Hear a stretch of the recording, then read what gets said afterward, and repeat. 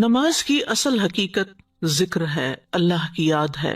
اللہ تعالیٰ فرماتے ہیں وَأَقِمِ الصَّلَاةَ لِذِكْرِي، نماز میری یاد کے لیے قائم کرو، یعنی بندہ اپنے روز مرہ کے کام کاج میں پلٹ پلٹ کر اللہ تعالیٰ کی طرف رجوع کرے اور ایک فارمل انداز میں اللہ کو یاد رکھے، اللہ کی عظمت کو، اس کی حکمتوں کو، اس کے خالق ہونے کو، اس کے مالک ہونے کو، اور ان کیفیات کو پیدا کرنے کے لیے نماز رکھی گئی ہے۔ ہم جانتے ہیں کہ کائنات کی ہر چیز اللہ کی تسبیح کر رہی ہے، فرشتے بھی اللہ سبحانہ تعالیٰ کی تسبیح و تحمید کرتے رہتے ہیں۔ وَنَحْنُ نُسَبِّحُ بِحَمْدِكَ وَنُقَدِّسُ لَكَ، تو ہمیں بھی اللہ سبحانہ تعالیٰ کی تسبیح اور اس کی بڑائی اور اس کی عظمت کا اظہار اور ذکر کرتے رہنا چاہیے۔ انسان اگر سارا وقت بھی اللہ کے ذکر میں مشغول رہے تو اللہ تعالیٰ کا حق ادا نہیں کر سکتا، اور اگر انسان ساری زندگی بھی سجدے میں پڑا رہے تو انسان اللہ کا حق ادا نہیں کر سکتا۔ لیکن اللہ سبحانہ تعالیٰ نے ان بندوں کی فضیلت بیان کی ہے جن کے اندر عبودیت کی کیفیت ہوتی ہے، وہ اللہ سبحانہ تعالیٰ کے آگے جھکتے ہیں، وہ اللہ تعالیٰ کی پکار پر لبیک کہتے ہیں، وہ کامیابی کے راستے پر چل پڑتے ہیں۔ قرآن مجید میں اللہ تعالیٰ فرماتے ہیں لیکن ان میں سے جو لوگ علم میں راسخ ہیں اور جو مومن ہیں وہ اس پر ایمان لاتے ہیں جو آپ کی طرف نازل کیا گیا اور جو آپ سے پہلے نازل کیا گیا، اور جو نماز قائم کرنے والے ہیں اور زکوٰۃ ادا کرنے والے ہیں اور اللہ اور یوم آخرت پر ایمان رکھنے والے ہیں، یہی وہ لوگ ہیں جنہیں ہم ضرور اجر عظیم عطا کریں گے۔ تو نماز قائم کرنا ان اعمال میں سے ہے جن پر اللہ تعالیٰ نے اجر عظیم کا وعدہ کیا ہے، یعنی یہ کوئی معمولی عبادت نہیں بلکہ عبادت کی بہت بہترین شکل ہے، افضل ترین شکل ہے۔ عمومی طور پر اس آیت میں اللہ سبحانہ تعالیٰ نے علم، ایمان اور عمل صالح کرنے والوں کی فضیلت بیان کی ہے، یعنی وہ لوگ جو علم میں پختگی اختیار کرتے ہیں، کیونکہ علم کی کوئی حد نہیں۔ رب زدنی علما، انسان ہر روز اپنے علم میں اضافہ کرتا چلا جائے اور اپنے علم میں اضافے کے لیے وحی الہی کی طرف متوجہ ہو، کیونکہ اصل اور یقینی اور فائدہ مند، نفع مند علم وہ علم ہے جو اللہ سبحانہ تعالیٰ نے ہمارے لیے وحی کے ذریعے نازل کیا ہے اپنے پیغمبر محمد صلی اللہ علیہ وسلم پر۔ لہٰذا علم میں رسوخ اس وقت تک حاصل نہیں ہوتا جب تک انسان وحی الہی کا متلاشی نہیں ہوتا اور اس سے دلیل اور رہنمائی حاصل نہیں کرتا۔ تو وہ لوگ جو آپ پر نازل کیا گیا اس پر ایمان لاتے ہیں اور جو آپ سے پہلے نازل کیا گیا اس پر بھی ایمان لاتے ہیں، اور نماز کو اپنے وقت پر ادا کرتے ہیں، مقیمین الصلاۃ، اور اپنے مالوں کی زکوٰۃ دیتے ہیں اور آخرت کے دن پر ایمان رکھتے ہیں۔ ایسے لوگوں کے لیے اجر عظیم ہے، یعنی جنت کا وعدہ ہے جہاں وہ اپنے رب کی رحمتوں میں ہمیشہ ہمیشہ کے لیے رہیں گے، اپنے رب کا دیدار کریں گے اور ہر طرح کی لذتوں اور لطف سے فائدہ اٹھائیں گے۔ تو یاد رکھیے، علم، ایمان اور عمل صالح کا آپس میں گہرا تعلق ہے۔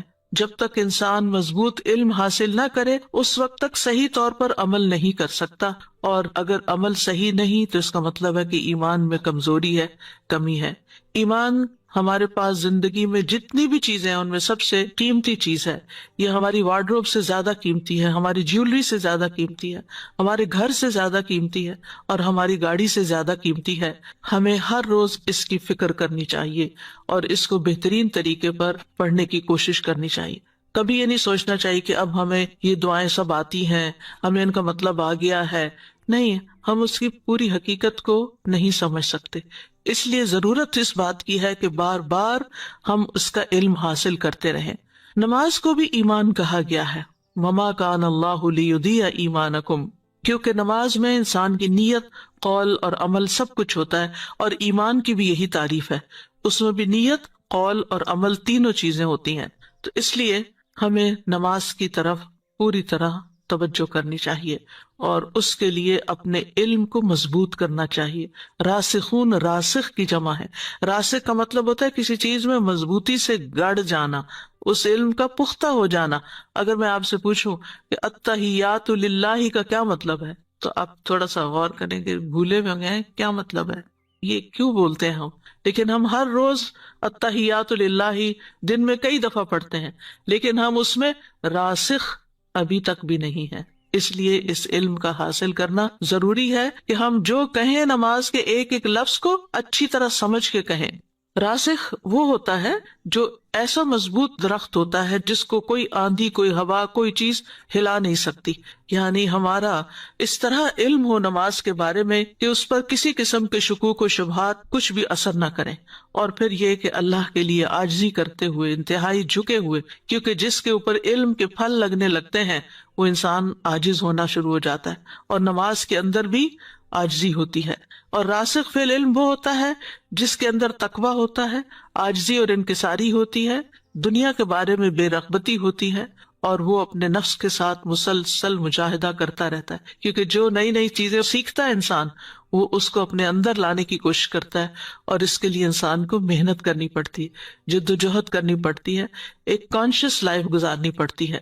اور پھر جو ایمان رکھتے ہیں ان تمام چیزوں پر، تمام کتابوں پر، اور نماز قائم کرتے ہیں، تو مقیمین الصلاۃ کا لفظ آیا. ہم دیکھتے ہیں کہ ابتدائے قرآن سے لے کے انتہائے قرآن تک نماز کے ذکر کے ساتھ اقامت کا لفظ آتا ہے، یعنی جو نماز کو استقامت کے ساتھ اور کامل صورت میں ادا کرتے ہیں، مکمل شرائط، ارکان اور واجبات کے ساتھ ادا کرنے والے ہیں، اور مستحب اعمال کے ساتھ اس کو مکمل کرتے ہیں. یعنی ایک ہے اس کو ادا کرنا اور ایک ہے اس کو احسن طریقے سے مکمل کرنا. اور نماز سے عموماً مراد فرض، سنت، نفل سبھی لیے جاتے ہیں، یہ سارے ہی نماز میں شامل ہیں. ابن عباس کہتے ہیں اقامت صلاۃ کا مطلب ہے رکوع اور سجود پورے ادا کیے جائیں، تلاوت کی جائے، خشوع و خضوع اور پوری توجہ کے ساتھ نماز ادا کی جائے. قتادہ کہتے ہیں اقامت صلاۃ کا مطلب ہے نماز کے اوقات، وضو، رکوع اور سجود کی حفاظت کی جائے. اور پھر نہ صرف یہ کہ نماز بلکہ اس کے ساتھ ساتھ زکوٰۃ ادا کرنے والے بھی ہیں، اور یہ دو اعمال جو ہیں باقی اعمال کی نسبت بہت زیادہ اجر عظیم کا باعث ہیں. اور اسی طرح ایمان میں سے دو چیزوں کا خاص ذکر کیا گیا، اللہ اور یوم آخرت پر. تو جس طرح اعمال میں نماز اور زکوٰۃ ہے، اسی طرح ایمانیات میں اللہ اور آخرت پر ایمان جو ہے وہ بہت زیادہ اہمیت کا حامل ہے. تو ایسے لوگوں کے لیے اللہ سبحانہ تعالیٰ نے اجر عظیم کا وعدہ کیا ہے. نماز کے لیے عربی میں لفظ صلاۃ استعمال ہوتا ہے، اور صلاۃ کا مطلب ہوتا ہے دعا کرنا. اسی لیے انگریزی میں ہم نماز کا ترجمہ کیا کرتے ہیں؟ پریئر. اور پریئر کا مطلب بھی دعا ہوتا ہے. نماز قولی اور فعلی عبادت ہے، یعنی جو بولی بھی جاتی ہے اور اس میں ایکشنز بھی ہوتے ہیں، یعنی قول بھی ہوتا ہے اور ایکشن بھی ہوتا ہے. اور تکبیر کے ساتھ شروع ہوتی ہے، اللہ اکبر کہنے سے اس کا آغاز ہوتا ہے، اور السلام علیکم کہنے سے، دونوں طرف سلام پھیرنے سے اختتام ہوتا ہے. جب تک آپ سلام نہیں پھیرتے آپ کی نماز مکمل نہیں ہوتی. یعنی مثلاً آپ نے سب کچھ کر لیا لیکن سلام ہی نہیں پھیرا تو آپ نے ادھوری نماز پڑھی، آپ کی نماز نہیں ہوئی، آپ کی نماز ناقص ہو گئی. تو اس لیے اس کی تعریف یہ کی جاتی ہے کہ اللہ اکبر سے لے کر سلام تک یہ نماز کہلاتی ہے. ہم سب جانتے ہیں کہ ہمیں اور جنات کو اللہ کی عبادت کے لیے پیدا کیا گیا ہے، وما خلقت الجن والانس الا لیعبدون، اور یہی مقصد دے کے تمام رسولوں کو بھیجا گیا کہ وہ بندوں کو اللہ کی عبادت کی یاد دہانی کریں، یعنی ایمان کے بعد پھر اللہ کی عبادت کی طرف متوجہ کریں. اور عبادات میں افضل ترین عبادت نماز کی عبادت ہے. عبداللہ بن مسعود سے روایت ہے، انہوں نے کہا میں نے نبی صلی اللہ علیہ وسلم سے سوال کیا اللہ کو کون سا عمل زیادہ پسند ہے؟ آپ نے فرمایا نماز کو اس کے وقت پر ادا کرنا، یہ افضل ترین عمل ہے. اور اسی طرح عبادات میں پہلا حکم بھی یہی ہے. جہاں کہیں عبادات کا ذکر آئے گا آپ دیکھیں گے پہلے اقیموا الصلاۃ وآتوا الزکوٰۃ، اور پھر ورکعوا مع الراکعین، باقی چیزیں اس کے بعد آئیں گی. تمام انبیاء کی طرف نماز وحی کی گئی تھی. سورۃ الانبیاء میں آتا ہے وَجَعَلْنَاهُمْ أَئِمَّةً يَهْدُونَ بِأَمْرِنَا وَأَوْحَيْنَا إِلَيْهِمْ فِعْلَ الْخَيْرَاتِ وَإِقَامَ الصَّلَاةِ وَإِيتَاءَ الزَّكَاةِ وَكَانُوا لَنَا عَابِدِينَ. ہم نے انہیں ایسے پیشوا بنایا جو ہمارے حکم کے ساتھ رہنمائی کرتے تھے، اور ہم نے ان کی طرف نیکیاں کرنے اور نماز قائم کرنے اور زکوٰۃ ادا کرنے کی وحی بھیجی، اور وہ صرف ہماری عبادت کرنے والے تھے. تو اس سے یہ پتہ چلتا ہے کہ تمام انبیاء کو نماز ادا کرنے کی اور زکوٰۃ ادا کرنے کی وحی کی گئی ہے کہ یہ کرنا ضروری ہے. اس سے یہ بھی پتہ چلتا ہے کہ نماز صرف ہماری امت کے لیے نہیں ہے بلکہ تمام امتوں کے لیے رہی ہے. موسیٰ علیہ السلام کو اللہ سبحانہ تعالیٰ سے ملاقات کے وقت جو حکم دیا گیا تھا وہ کیا تھا؟ اللہ تعالیٰ نے جب کلام کیا تھا موسیٰ علیہ السلام سے تو فرمایا تھا اننی انا اللہ لا الہ الا انا فاعبدنی واقم الصلاۃ لذکری، بے شک میں ہی ہوں اللہ، میرے سوا کوئی معبود نہیں، سو میری عبادت کرو اور میری یاد کے لیے نماز قائم کرو، میری یاد کے لیے نماز قائم کرو۔ ابراہیم علیہ السلام نے اپنی اور اپنی اولاد کی نماز کی فکر کی، رب اجعلنی مقیم الصلاۃ ومن ذریتی ربنا وتقبل دعا، اے میرے رب مجھے اور میری اولاد کو نماز قائم کرنے والا بنا، یعنی ہمیں توفیق دے۔ اے ہمارے رب ہماری دعا قبول کر لے۔ اور ہر نیک ماں باپ کی یہی دعا ہوتی ہے کہ وہ خود بھی اور ان کی اولادیں بھی نماز کی پابندی کریں، نماز قائم کریں۔ ابراہیم علیہ السلام نے تو اس بے آب و گیا وادی میں اپنی اولاد کو چھوڑا ہی اس لیے تھا تاکہ وہ نماز قائم کریں۔ ربنا انی اسکنت من ذریتی بواد غیر ذی زرع عند بیتک المحرم لیقیموا الصلاۃ، تیرے محترم گھر کے پاس میں نے کیوں اپنے اولاد کو لا بسایا ہے کہ وہ نماز قائم کریں، یعنی ان کے لیے اہتمام کیا ہے۔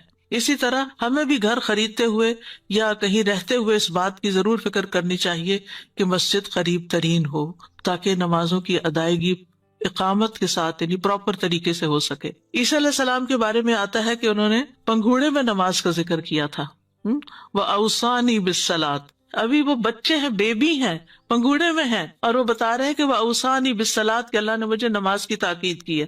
تو اس سے آپ اندازہ لگائیں کہ اس کی کتنی اہمیت ہے۔ حضرت مریم علیہ السلام کو اللہ تعالیٰ نے کیا حکم دیا؟ یا مریم اقنتی لربک واسجدی وارکعی مع الراکعین، اے مریم اپنے رب کی فرما بردار بن جا اور سجدہ کر اور رکوع کرنے والوں کے ساتھ رکوع کر، یعنی با جماعت نماز ادا کر۔ لقمان حکیم کی نصیحت اپنے بیٹے کے لیے کیا تھی؟ یا بنیا اقم الصلاۃ، پہلی بات ہی نماز کی، اے میرے چھوٹے بیٹے نماز قائم کرنا۔ اسی طرح اللہ تعالیٰ اپنے سارے بندوں کو حکم دیتے ہیں، قل لعبادی الذین آمنوا یقیموا الصلاۃ، آپ میرے بندوں سے کہہ دیجئے کہ وہ نماز قائم کریں۔ اس کے بعد وینفقوا مما رزقناہم سرا وعلانیہ، کہ وہ رزق میں سے خرچ کریں جو ہم نے ان کو عطا کیا ہے، چھپے اور کھلے۔ سچے ایمان والوں کی علامت یہ ہے، الذین یقیمون الصلاۃ ومما رزقناہم ینفقون اولئک